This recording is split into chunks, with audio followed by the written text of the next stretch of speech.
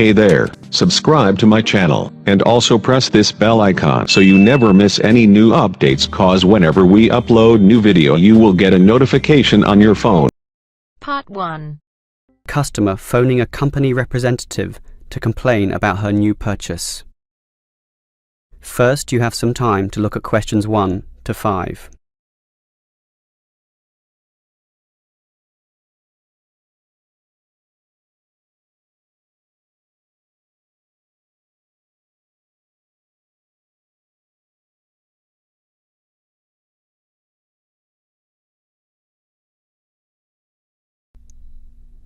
Now we shall begin. You should answer the questions as you listen, because you will not hear the recording a second time. Listen carefully and answer questions 1 to 5.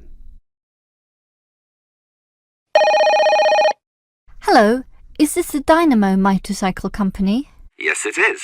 How can I help you? Well, I have an instruction manual here for your new electric motorcycle, but I'm not satisfied with the purchase at all. Well, I'm sorry to hear that, but don't worry. I'm sure we can sort this out. Before we do anything, can you tell me the model number? At the top of the instruction manual here it gives the model number RTY34. TY34. Okay. Now, what's the nature of your complaint? It's many things actually. The biggest problem is that you say in your manual that the battery will take the motorcycle 30 kilometers. That's right. Well, it's lucky to take me 8. The battery is usually flat by then, often leaving me stuck at the side of the road.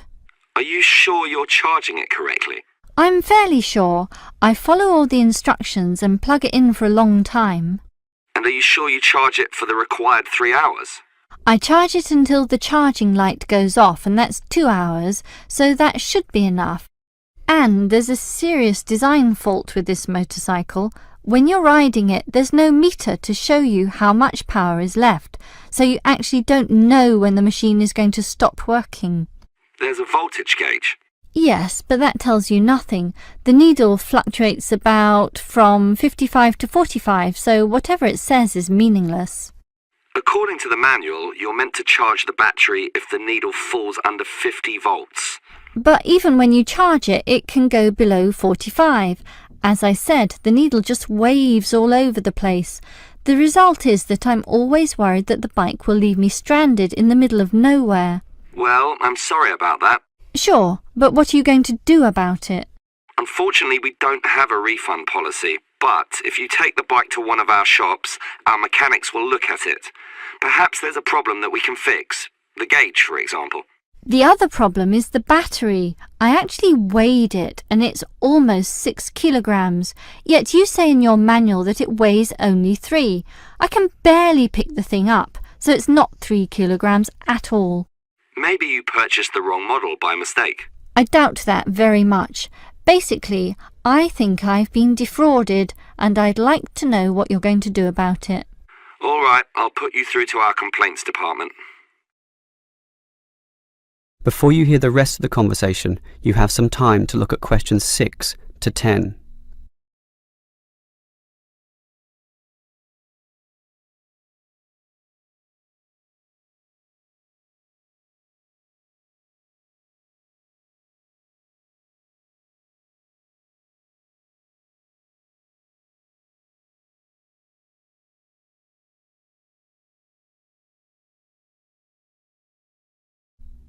Now listen and answer questions 6 to 10.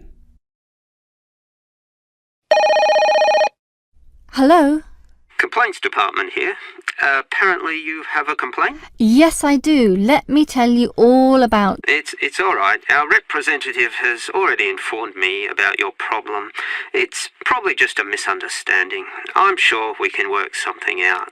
Right now, I need to take down some details. All right. Can I have your name, please? Jessie Parkinson. That's Jessie and Parkinson, Parkinson. Parkinson. All right. What shall we list this complaint under? Parts, service, or performance?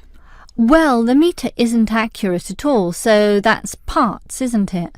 Yes, perhaps, but you do feel more generally that the motorcycle doesn't meet the operational standards as advertised, so it's probably better to tick performance here. Can we tick both, parts and performance? No, we can only tick one, so let's not call it parts. We'll go with performance. Now, we may post some further forms and questionnaires to you, so would you mind giving me your address? Certainly, it's 45 Melrose Road. Melrose, M-E-L and Rose. OK. Now, your phone number? Just use my mobile phone. That's 0928 982 453. 453. OK. And if we have any follow-up questions, what time is best for ringing you? Morning, afternoon, night time? Well, I work as a secretary from 9 to 5, but I do get a lunch break which gives me some free time. This break used to be 12:30 to 1:30, but then it changed to an hour later, so it's best to ring me at 2 p.m. since the break now starts at 1:30. All right. That's all for now. We just need to do our own investigation and we'll probably ring you back tomorrow. I'm sure we can get to the bottom of this. That is the end of part 1. You now have half a minute to check your answers.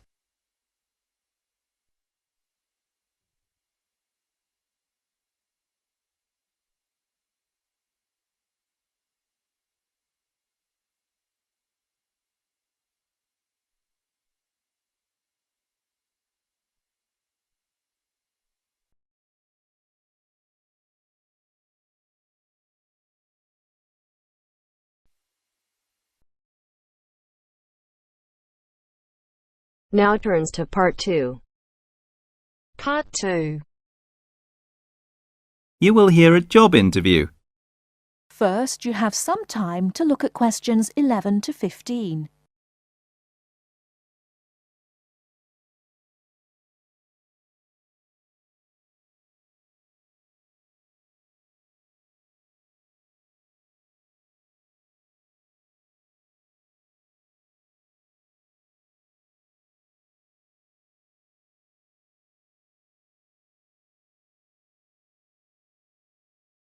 Now, listen carefully and answer questions 11 to 15. Please sit down, Mr. Wilson. My name's Jane Smith, and I'm the personnel manager. Hello, how do you do? Now, this is just a short preliminary interview. I'd like to talk about your present job and what you've done up till now. Yes, of course. Well, could you tell me how long you've had your present position in evening news? It is evening news, isn't it? Yes, that's right. I'm not sure. Let's see. I left university in 2002. Is that right? Yes, 2002. Then I was unemployed for about 2 months, and then I travelled round Britain for a few weeks. So it must be more than 3 years now, in fact. Yes. And have you any particular reason for wanting to change your job? I mean, why do you want to move? Well, I actually like my present job and still find it interesting. The salary's okay, so it's nothing to do with money, though you can always do with more. I suppose the thing is that I'm really very ambitious and keen to get promoted, so that's the real reason. You say you like your job. Can you tell me what aspect you like most? Oh dear, that's difficult. There are so many things. My colleagues are quite nice to go along with, so there's a good cooperative atmosphere, and compared to other presses, the working conditions are great. I mean, the office itself is good. Yes. And then there's the fact that as a journalist, I regularly write articles about what is happening at home or in the world. So I have to make decisions. I must be responsible for what I have written. You know, that's what I really like most about the job. They give me lots of room for initiative. Yes. Well, We're looking for someone who isn't a clock watcher and who isn't too concerned about working fairly long hours. Oh, I don't mind that. I'm used to it. I often work irregular hours. I was very often made to work at night.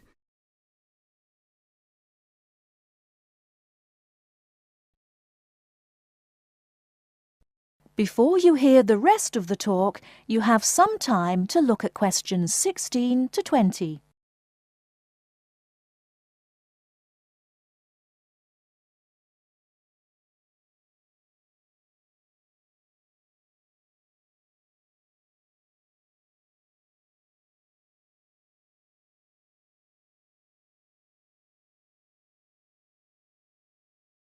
Now listen and answer questions 16 to 20.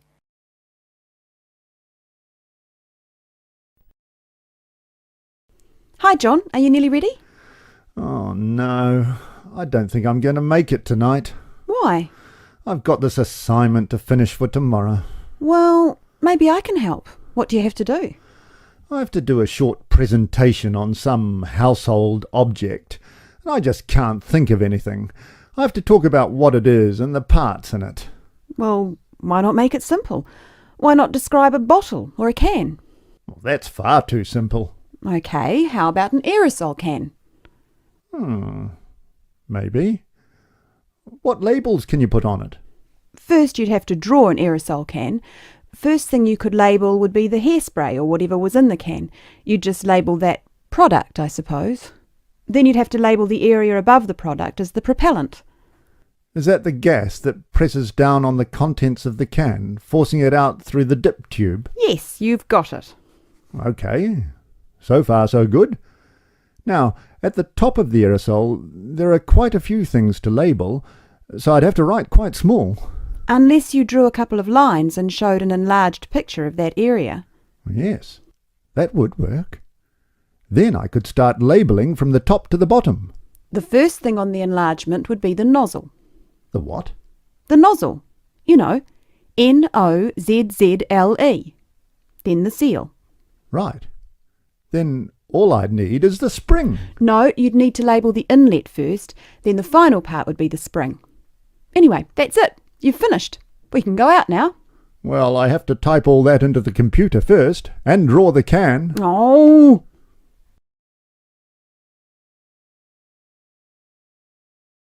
That is the end of part 2. You now have half a minute to check your answers.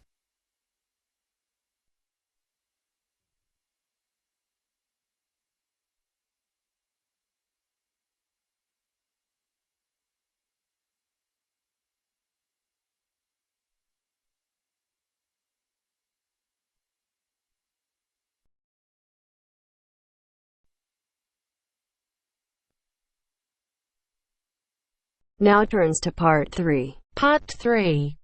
You will hear a student union officer's speech. First, you have some time to look at questions 21 to 25.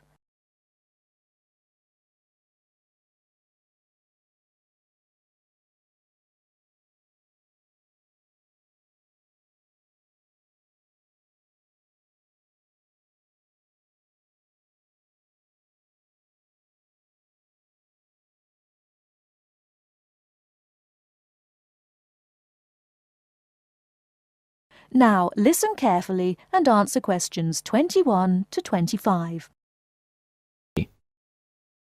Hi there. May I wish you a very warm welcome to Ealing College, and more especially to the Student Union. The Student Union is run by 4 sabbatical officers, of which I am one. As the President, I am charged with the overall day-to-day running of the Union itself, according to established policies within the Constitution. We also have a brilliant staff team who'll help us, and you'll meet them when you have 5 minutes to drop in and see us. The last year has seen the Student Union grow from incorporating a bar and a few offices with a small shop into being a thriving concern, which controls, to its credit, 2 bars, a cafe bar or restaurant, a shop, a comprehensive welfare department, and numerous offices. All this has been achieved by sheer hard work and dedication on the part of last year's sabbatical team and staff, who overcame many obstacles and teething problems, but won through in the end.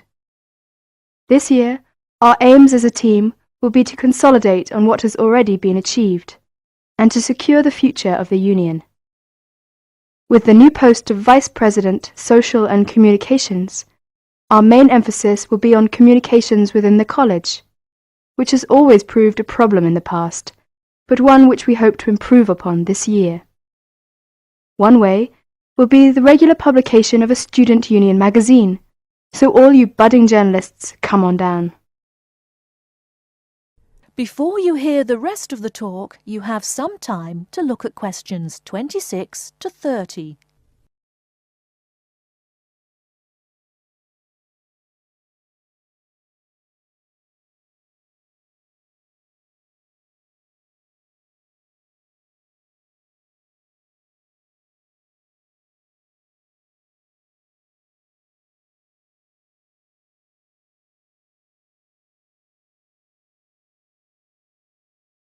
Now listen and answer questions 26 to 30.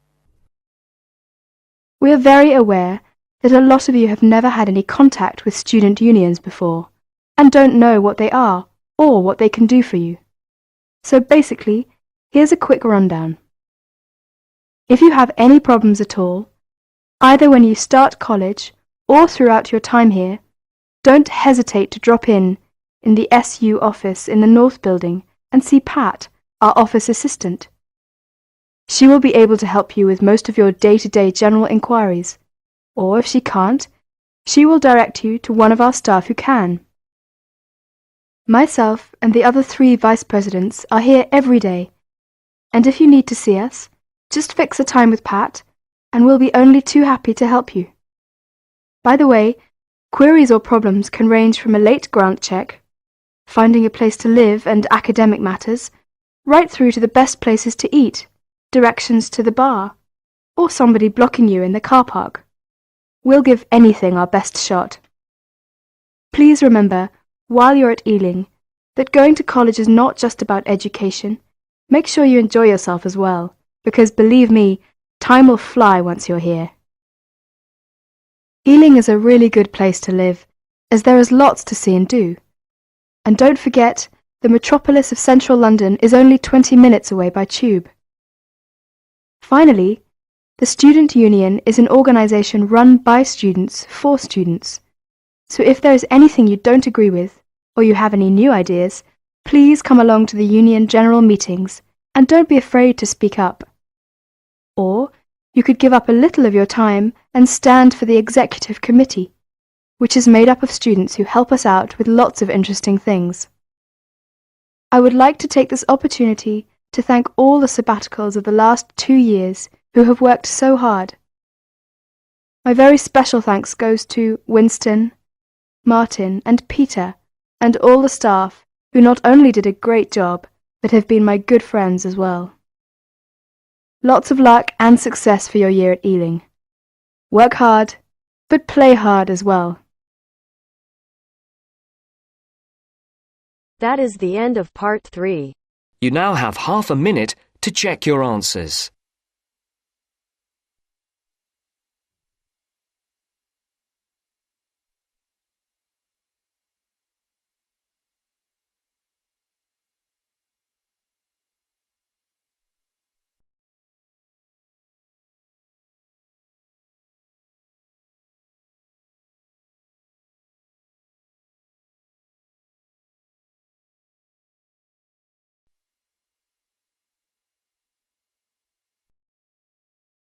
Now turns to part 4.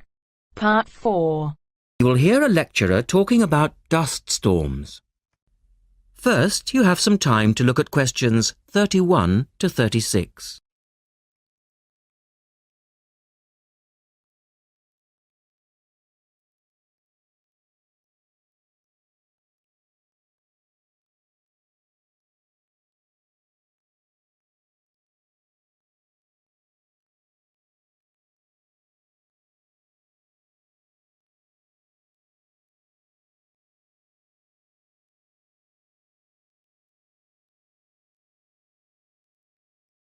Now listen carefully and answer questions 31 to 36.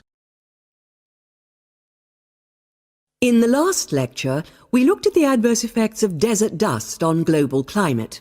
Today, we're going to examine more closely what causes dust storms and what other effects they can have. As you know, dust storms have always been a feature of desert climates, but what we want to focus on today is the extent to which human activity is causing them. And it's this trend that I want to look at, because it has wide-ranging implications. So, what are these human activities? Well, there are two main types that affect the wind erosion process, and thus the frequency of dust storms. There are activities that break up naturally wind-resistant surfaces, such as off-road vehicle use and construction. And there are those that remove protective vegetation cover from soils, for example, mainly farming and drainage. In many cases, the two effects occur simultaneously, which adds to the problem. Let's look at some real examples and see what I'm talking about. Perhaps the best-known example of agricultural impact on desert dust is the creation of the USA's Dust Bowl in the 1930s. The dramatic rise in the number of dust storms during the latter part of that decade was the result of farmers mismanaging their land. In fact, choking dust storms became so commonplace that the decade became known as the Dirty 30s. Researchers observed a similar but more prolonged increase in dustiness in West Africa between the 1960s and the 1980s, when the frequency of the storms rose to 80 a year, and the dust was so thick that visibility was reduced to 1,000 meters. This was a hazard to pilots and road users. In places like Arizona, the most dangerous dust clouds are those generated by dry thunderstorms. Here, this type of storm is so common that the problem inspired officials to develop an alert system to warn people of oncoming thunderstorms. When this dust is deposited, it causes all sorts of problems for machine operators. It can penetrate the smallest nooks and crannies and play havoc with the way things operate, because most of the dust is made up of quartz, which is very hard. Another example. The concentration of dust originating from the Sahara has risen steadily since the mid-1960s. This increase in wind erosion has coincided with a prolonged drought, which has gripped the Sahara's southern fringe. Drought is commonly associated with an increase in dust-raising activity, but it's actually caused by low rainfall, which results in vegetation dying off. In the second part, the speaker talks about the drying up of the Aral Sea. Look at questions 37 to 40 and complete the flowchart.